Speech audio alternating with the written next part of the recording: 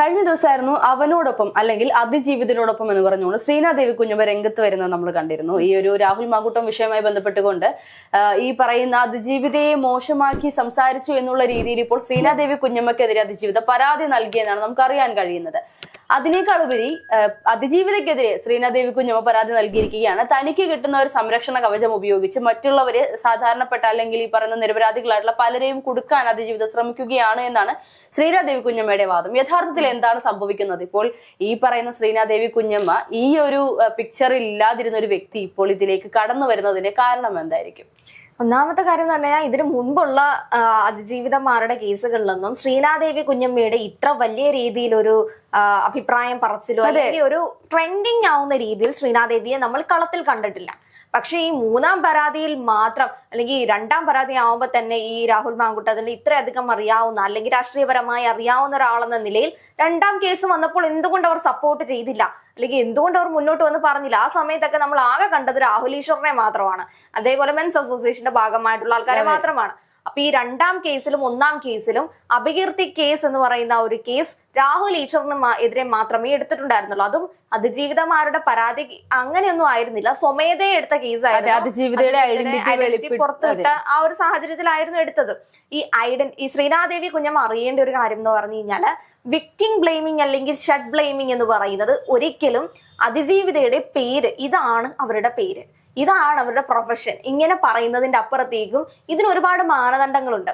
ഇപ്പോ ശ്രീനാദേവി കുഞ്ഞമ്മ പറയുന്നത് മൂന്നാമത്തെ അതിജീവിത എന്ന് പറയുന്നത് പരാതി കൊടുത്തിട്ടുള്ളത് ഒരേ ഒരു വ്യക്തിയാണ്. ആ വ്യക്തിക്കും ഈ പറയുന്ന വ്യക്തിയുമായി ബന്ധപ്പെട്ടിരിക്കുന്ന എല്ലാവർക്കും അറിയാം അവരെ പറ്റിയാണ് ശ്രീനാദേവി പറയുന്നത്. എന്നിട്ട് ഇവർ പറയാണ് ഞാൻ പറഞ്ഞ ആളെ പറ്റി അല്ലെങ്കിൽ ഞാൻ അവരുടെ പേര് പറയുന്നില്ല. ഇതിൽ എന്ത് അടിസ്ഥാനമാണുള്ളത്? അതെ, ഇപ്പോൾ ഈ പറയുന്ന രാഹുൽ ഈശ്വറുമായി ബന്ധപ്പെട്ട് കഴിഞ്ഞ ദിവസം നമ്മൾ ഈ രാഹുൽ ഈശ്വറിന് അറസ്റ്റിലായ സമയത്ത് ഇവിടെ തന്നെ നമ്മൾ നേഷൻ ഫസ്റ്റ് എടുത്ത ചർച്ചയിൽ തന്നെ പറഞ്ഞിരുന്നു, പേര് പറയില്ല, പക്ഷെ ഇന്നയാളുടെ ഭാര്യയാണ്, ഇന്ന ജോലി ചെയ്യുന്ന, ഇന്ന സ്ഥാപനത്തിൽ വർക്ക് ചെയ്യുന്ന, അതായത് ബാക്കി എല്ലാ ഡീറ്റെയിൽസും പറയും, പേര് മാത്രം പറയും. പേര് പറഞ്ഞില്ല എന്ന് പറഞ്ഞുകൊണ്ട് ആ വ്യക്തി അല്ലാതെ ഐഡന്റിഫൈ ചെയ്യാൻ വേണ്ടിയിട്ട് ഹർഷ എന്ന് പറയുന്ന പേര് പറയാതെ നേഷൻ ഫസ്റ്റിലെ സബ് എഡിറ്റർ ആയിട്ടുള്ള മുസ്ലിം യുവതിയായിട്ടുള്ള കൊച്ചിയിൽ താമസിക്കുന്ന അല്ലെങ്കിൽ ഇന്നയാളുടെ ഭാര്യയായിട്ടുള്ള ഒരു കുട്ടിയുള്ള സ്വന്തമായ കുട്ടികൾ ഇത്രയും പറഞ്ഞിട്ട് പറയുകയാണ് എന്ന് പറയുന്ന പേര് ഞാൻ പറഞ്ഞിട്ടില്ല, ഹർഷ എന്ന് പറയുന്ന ആളുടെ ഐഡന്റിറ്റി അപ്പൊ ഞാൻ പുറത്തേക്ക് വിട്ടിട്ടില്ല. ഇതിൽ എന്ത് അടിസ്ഥാനമാണുള്ളത്? ആ ഒരു രീതിയിലാണ് ഇപ്പോൾ ശ്രീനാദേവി കുഞ്ഞമ്മയുടെ പെരുമാറ്റം അല്ലെങ്കിൽ ഈ പ്രസ്താവന നടന്നത്. അതിനപ്പുറത്തേക്ക് ഇപ്പോഴുള്ള ഈ ഒരു ശ്രീനാദേവി കുഞ്ഞമ്മയുടെ ഇപ്പോഴത്തെ ഒരു ശുഷ്കാന്തി കാണുമ്പോൾ അല്ലെങ്കിൽ ഈ ഒരു ഉത്സാഹം കാണുമ്പോൾ ഇനി മറ്റെന്തൊക്കെയോ ലക്ഷ്യം വെച്ചുകൊണ്ടുള്ള ഒരു നേട്ടങ്ങൾ ലക്ഷ്യം വെച്ചുകൊണ്ടുള്ള ഒരു മുന്നോട്ട് വരലാണ് നമുക്ക് സംശയിക്കുന്നത്. പറയാൻ സാധിക്കുന്നില്ല. ഒരു സപ്പോർട്ട് ഉണ്ടെന്ന് മനസ്സിലാക്കിക്കൊണ്ടുള്ള എക്സ്ട്രാ ഓർഡിനറി സപ്പോർട്ട് ആയിരിക്കും. ഇപ്പൊ ഈ പറയുന്ന വിക്ടിമുകൾ ഇവർ തന്നെ പറഞ്ഞല്ലോ, അതിജീവിത തനിക്കുള്ള പ്രിവിലേജുകൾ മുതലെടുക്കുകയാണ്, ഈ രീതിയിൽ തനിക്കെതിരെ കേസ് കൊടുത്തുണ്ടെന്ന് പറയുന്നുണ്ട്. അതേ രീതിയിൽ ഇവരും അങ്ങനെ ആയിക്കൂടെ? കാരണം രാഹുൽ മാങ്കൂട്ടത്തിനോട് ഇത്രയധികം സ്നേഹം ഉണ്ടായിരുന്നുവെങ്കിൽ ഇതിനു മുമ്പ് ഉണ്ടായിരുന്ന കേസുകളിലും അയാളെ പറ്റി അറിയാവുന്ന ആളായിരുന്നെങ്കിൽ എന്തുകൊണ്ട് അയാൾക്ക് വേണ്ടി ഒരു വാക്കുകൊണ്ട് പോലും രാഹുലിനെ ആ സമയത്ത് ചിലപ്പോൾ മൗനപരമായി സംസാരിച്ചിട്ടുണ്ടായിരിക്കാം, പാർട്ടി മീറ്റിങ്ങുകളിൽ സംസാരിച്ചിട്ടുണ്ടാവാം, പാർട്ടിയിൽ ഒപ്പം നിന്നിട്ടുണ്ടാവാം, പക്ഷെ ഒരു പൊതുവിടത്തിലേക്ക് വന്ന് സംസാരിച്ചിട്ടില്ല. അല്ല, ഇവിടെ ഇപ്പോൾ നമുക്കറിയാം CPM നിന്നും കോൺഗ്രസിലേക്ക് അല്ലെങ്കിൽ LDF നിന്നും UDF വന്ന ശ്രീനാദേവി കുഞ്ഞമ്മ എന്നാണ് പലപ്പോഴും നമ്മൾ പോലും വിശേഷിപ്പിക്കുന്നത്. ഈ ഒരു സാഹചര്യത്തിൽ കോൺഗ്രസിനകത്തുള്ളവരെ പ്രീതിപ്പെടുത്തണമെങ്കിൽ ഇത്തരത്തിൽ രാഹുൽ മാങ്കൂട്ടത്തിൽ ഇത്രയും വലിയ പ്രശ്നങ്ങൾക്ക് കാരണക്കാരനാണെങ്കിലും ആരൊക്കെയോ പറഞ്ഞു പറ്റിച്ചതാണെന്ന് തോന്നുന്നു ശ്രീനാദേവി കുഞ്ഞമ്മയെ. സീറ്റിന് വേണ്ടിയിട്ടായിരിക്കും രാഹുൽ മാങ്കൂട്ടത്തെ അനുകൂലിച്ച് സംസാരിച്ചാൽ കോൺഗ്രസിൽ കുറച്ചുകൂടി വില കിട്ടും, അതുകൊണ്ട് നിങ്ങൾ രാഹുലിനെ ഉറപ്പിക്കാൻ വേണ്ടിയിട്ട് രാഹുൽ മാങ്കൂട്ടം എന്ന് വെച്ച് കഴിഞ്ഞാൽ നമുക്കറിയാം, ഒരു സോഷ്യൽ മീഡിയയിലാണെങ്കിലും വാർത്താ മാധ്യമങ്ങളിലാണെങ്കിലും കുറച്ച് വാർത്ത പ്രാധാന്യമേറെ നിൽക്കുന്ന ആൾക്കാരെ അടുത്ത ഇലക്ഷൻ ഒക്കെ ആകുമ്പോഴത്തേക്കും അവരെ പരിചയപ്പെടുത്തണ്ട.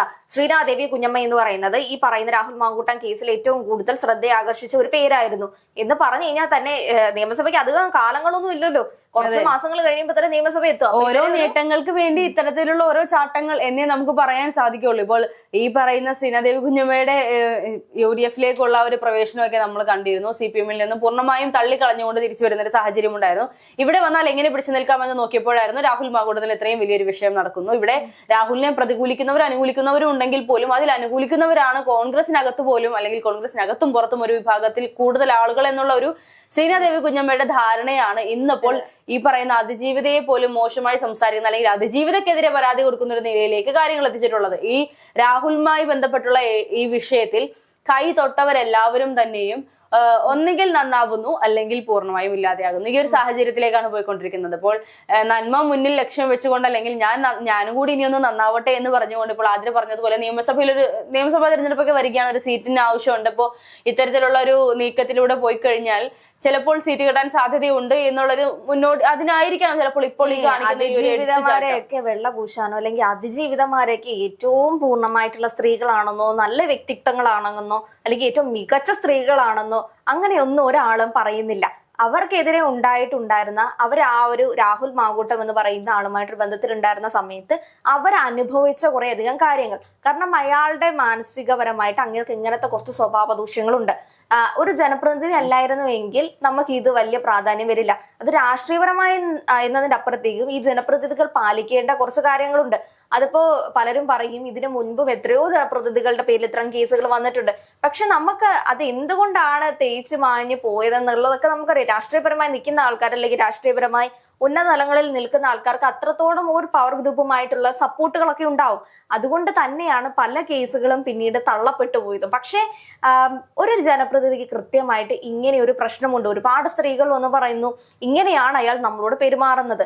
ഇങ്ങനെ പെരുമാറുന്ന സമയത്ത് പൊതു ഇടങ്ങളിൽ അയാൾ ഒരു മാസ്ക് ഇട്ടായിട്ടായിരിക്കും പെരുമാറുന്നത്. രാഷ്ട്രീയപരമായി നല്ല നിരീക്ഷണങ്ങൾ ഉണ്ടായിരിക്കാം. നല്ലൊരു കോൺഗ്രസ് ആശയങ്ങൾ നന്നായിട്ട് പെരുമാറാൻ പറ്റുന്ന ഒരു നേതാവാണ് രാഹുൽ മാങ്കൂട്ടത്തിൽ.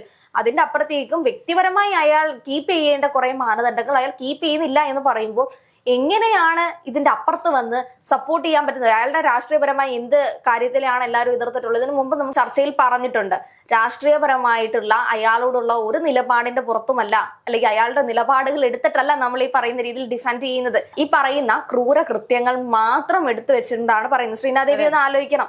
അല്ല, ഇപ്പോൾ കോൺഗ്രസിൽ പരോക്ഷത്തിൽ എങ്ങനെയാണ് എന്നുള്ളതിനേക്കാൾ ഒരു പ്രത്യക്ഷത്തിൽ പല നേതാക്കന്മാർ പോലും രാഹുലിനെ അനുകൂലിക്കാൻ തയ്യാറാകാതെ അല്ലെങ്കിൽ ഈ ഒരു വിഷയവുമായി ബന്ധപ്പെട്ട് യാതൊരു വാക്ക് പോലും ഉരിയാടാതെ നിൽക്കുന്ന ഒരു സാഹചര്യത്തിലാണ് ശ്രീനാദേവി കുഞ്ഞമ്മ ഇപ്പോൾ ഇങ്ങനെയൊരു അതിജീവിതയെ പോലും അധിക്ഷേപിച്ചുകൊണ്ടുള്ള ഒരു രംഗത്ത് വരുന്ന ഒരു സാഹചര്യം. എത്ര നാൾ ഇനി കോൺഗ്രസിൽ പിടിച്ചു നിൽക്കാൻ സാധിക്കുമെന്നുള്ളത് സംശയം തന്നെയാണ്. കാരണം രാഹുലിനെ അനുകൂലിച്ചുകൊണ്ട് കോൺഗ്രസിൽ നിലനിൽപ്പുണ്ടോ എന്നുള്ളത് വലിയൊരു സംശയം തന്നെയാണ്. ഇപ്പോഴത്തെ ഒരു സാഹചര്യത്തിൽ മുന്നോട്ട് പോകുമ്പോൾ നമുക്ക് മനസ്സിലാക്കാൻ സാധിക്കുന്നത് രാഹുലിനെ അനുകൂലിക്കുന്നവർക്കൊന്നും കോൺഗ്രസിൽ വലിയ സ്ഥാനമില്ല എന്നുള്ളതാണ്.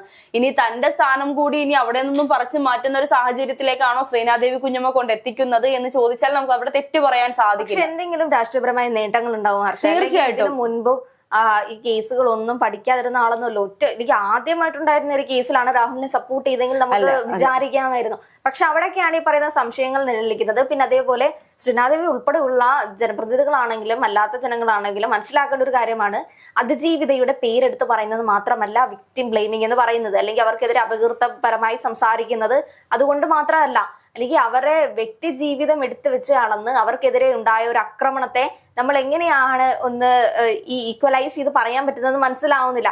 ഇതിനു മുൻപ് ഞാൻ ഏതോ ഒരു ചർച്ചയിൽ പറഞ്ഞിട്ടുണ്ട്, ഈ പറയുന്ന രീതിയിൽ ലൈംഗിക തൊഴിലാളികൾക്ക് നേരെ ഉണ്ടാവുന്ന ആക്രമണങ്ങളിൽ പലപ്പോഴും കേട്ടുപരിചിതമായ ഒരു കാര്യമാണ് ലൈംഗിക തൊഴിലാളിയാണ്. കാരണം അവര് അത് തൊഴിലായി എടുത്ത ആൾക്കാരാണ്. അപ്പൊ അവർക്കെതിരെ ഇങ്ങനത്തെ റേപ്പ് അറ്റംപ്റ്റോ അല്ലെങ്കിൽ ഇങ്ങനത്തെ കേസുകളോ അല്ലെങ്കിൽ അവർക്ക് എതിരെ ഉണ്ടായ ചൂഷണങ്ങളെ പറ്റി പറയുമ്പോൾ നിങ്ങൾ അത് അർഹപ്പെട്ടതാണ് എന്ന് പറയാൻ പറ്റില്ല നമുക്ക്. കാരണം അവരുടെ സമ്മതത്തോടെ അല്ലെങ്കിൽ ഇതിനകത്ത് ഈ കേസുകളിലും പറയുന്നുണ്ട് സമ്മതത്തോടെയാണ് എന്ന് പറഞ്ഞാലും, പക്ഷെ ആ പെൺകുട്ടി പറയാണ് എന്നെ സമ്മതത്തോടെ അല്ല അങ്ങനെ റേപ്പ് ചെയ്തത്, അല്ലെങ്കിൽ എനിക്കതിൽ പ്രശ്നം ഉണ്ടായി എന്ന് വന്ന് പറഞ്ഞു കഴിഞ്ഞാൽ അല്ല, ഇവിടെ നമ്മള് ഈ പറയുന്നത് പോലെ ഇവർ തിരിച്ചു വെക്കുന്ന ഒരു ക്ലോസ് എന്ന് പറയുന്നത് ഈ പെൺകുട്ടിയെ പീഡിപ്പിച്ചു അല്ലെങ്കിൽ ലൈംഗികമായി ചൂഷണം ചെയ്തു അല്ലെങ്കിൽ ബലാത്സംഗം ചെയ്തു എന്നൊക്കെ പറയുമ്പോഴും അതിനുശേഷം പിന്നെ എന്തിനു വേണ്ടിയാണ് ചെരുപ്പിനും ബാഗിനും അല്ലെങ്കിൽ ചെരുപ്പിനും വീടിനും ഫ്ലാറ്റ് എടുക്കാനുള്ള പൈസ ആയിട്ടാണെങ്കിൽ ഇത്രയും രൂപയൊക്കെ നൽകുന്നതിന്റെ ആവശ്യകത എന്തായിരുന്നു? വാച്ച് വാങ്ങി കൊടുക്കുന്നു. പീഡിപ്പിച്ച ഒരാൾക്ക് വേണ്ടി ഇതൊക്കെ ചെയ്തു കൊടുക്കേണ്ട ആവശ്യം എന്തായിരുന്നു? അപ്പോൾ അവിടെ പീഡിപ്പിച്ചു എന്ന് പറയാൻ സാധിക്കുന്നത് എങ്ങനെയാണ്? അതുപോലെ തന്നെ പെൺകുട്ടി എടുത്ത റൂമിൽ പെൺകുട്ടി രാഹുലിനെ വിളിച്ചു വരുത്തിയിട്ട് രാഹുലിനെ പീഡിപ്പിക്കാൻ ഉദ്ദേശിച്ചുകൊണ്ട് വിളിച്ചു വരുത്തിയിട്ട് പിന്നീട് രാഹുൽ പീഡിപ്പിച്ചു എന്ന് പറയുന്നതിൽ എന്ത് ന്യായമാണുള്ളത്? ഇത്രത്തോളം മോശമായാണ് ഇപ്പോൾ പലരും ഈ പറയുന്ന അതിജീവിതയെ കുറിച്ച് സംസാരിച്ചുകൊണ്ടിരിക്കുന്നത്. ഇപ്പോൾ അതിജീവിതനോടൊപ്പം എന്ന് പറയുന്ന ഭൂരിഭാഗം ആളുകളും അതിജീവിതയെ നമ്മൾ ഒരിക്കലും ഈ പറയുന്ന അതിജീവിതനോടൊപ്പം അല്ല. എനിക്ക് ഇങ്ങനത്തെ ഈ പറയുന്ന വൈൽഡ് സെക്സ് ചെയ്യുന്നു അല്ലെങ്കിൽ ഇങ്ങനത്തെ വ്യത്യസ്തപരമായി ഇങ്ങനെ ട്വൈസ് ചെയ്ത് പോയി ഈ ലൈംഗികപരമായിട്ട് എല്ലാവരോടും പെരുമാറി പെട്ടെന്ന് അവിടെ നിന്ന് സ്കിപ്പ് ചെയ്തു പോകുന്ന അത്തരം ക്യാരക്ടേഴ്സിനെ നമുക്ക് ഒരിക്കലും അതിജീവിതം എന്ന് പറയാൻ പറ്റില്ല. അല്ല, ഈ അതിജീവിതൻ എന്ന് പറയുന്നതിനേക്കാൾ ഉപരി ഇപ്പോൾ ഇവരിപ്പോൾ അതിജീവിതനോടൊപ്പമോ അല്ലെങ്കിൽ ഈ പറയുന്ന അവനൊപ്പമോ രാഹുലിനൊപ്പമോ എന്തോ ആയിക്കോട്ടെ, യഥാർത്ഥത്തിൽ സത്യത്തിനൊപ്പമാണ് നമ്മൾ നിൽക്കേണ്ടത്. ഇപ്പോഴത്തെ ഒരു സാഹചര്യത്തിൽ സത്യമെന്ന് നമുക്ക് വിശ്വസിക്കാൻ സാധിക്കുന്ന വിശ്വാസയോഗ്യമായ സത്യം എന്ന് പറയുന്നത് ഈ പെൺകുട്ടി തന്നെയാണ്, അതിജീവിതയായിട്ടുള്ള പെൺകുട്ടി തന്നെയാണ്. ഇനി അതല്ല എന്നുള്ളത് രാഹുലിന് തെളിയിക്കാൻ സാധിക്കുകയാണെങ്കിൽ, രാഹുൽ ഇപ്പോൾ ഒരു സമയത്ത് പറഞ്ഞിരുന്ന പോലെ അഗ്നിശുദ്ധി വരുത്തി തിരിച്ചു വരട്ടെ എന്നൊക്കെ പറഞ്ഞതുപോലെ ഈ കേസിൽ നിന്നും ഊരി പോരാൻ സാധിക്കുമെന്ന് രാഹുലിന് കോൺഫിഡൻസ് ഉണ്ടെങ്കിൽ പോരട്ടെ, തെളിയിക്കട്ടെ രാഹുൽ ചെയ്തിട്ടില്ല അല്ലെങ്കിൽ രാഹുൽ തെറ്റുകാരനല്ല എന്നുള്ളത്. നീ കുറെ ചെലവാകേണ്ടി വരും കണക്കിന് പോവുകയാണെങ്കിൽ. ഇതിപ്പോ 3 or 4 അവസാനിക്കുന്ന ഒരു സാഹചര്യമല്ല നമ്മൾ കണ്ടുകൊണ്ടിരിക്കുന്നത്. എത്ര അഗ്നിശുദ്ധി കോൺഗ്രസ് തയ്യാറാക്കി കൊടുക്കണമെന്ന് ഇനി നമ്മൾ കാണാൻ, കോൺഗ്രസ് നിന്ന് പുറത്താക്കുന്ന ഒരു സാഹചര്യം പൂർണ്ണമായി അനൗൺസ് ചെയ്യുന്നത് വരെ രാഹുൽ ഒരു കോൺഗ്രസ്സുകാരനാണ്. ഇനിയിപ്പോ കോൺഗ്രസ് നിന്ന് പുറത്താക്കി കഴിഞ്ഞാൽ പോലും കോൺഗ്രസ് ആശയങ്ങൾ കൂടെ നിർത്തുന്ന, കൂടെ കൊണ്ടുപോകുന്ന രാഹുൽ ആണെങ്കിൽ വീണ്ടും അയാൾ ഒരു കോൺഗ്രസ്സുകാരൻ തന്നെയാണ്. ആ ഒരു കാര്യത്തിലും അല്ലെങ്കിൽ ആ ഒരു രീതിയിലും സ്ഥാനമാനങ്ങൾ ഇല്ലാത്ത രാഹുലിനെയും ഈ പറയുന്ന ആൾക്കാരൊക്കെ സപ്പോർട്ട് ചെയ്യുമോ എന്ന് നമുക്ക് നോക്കാം.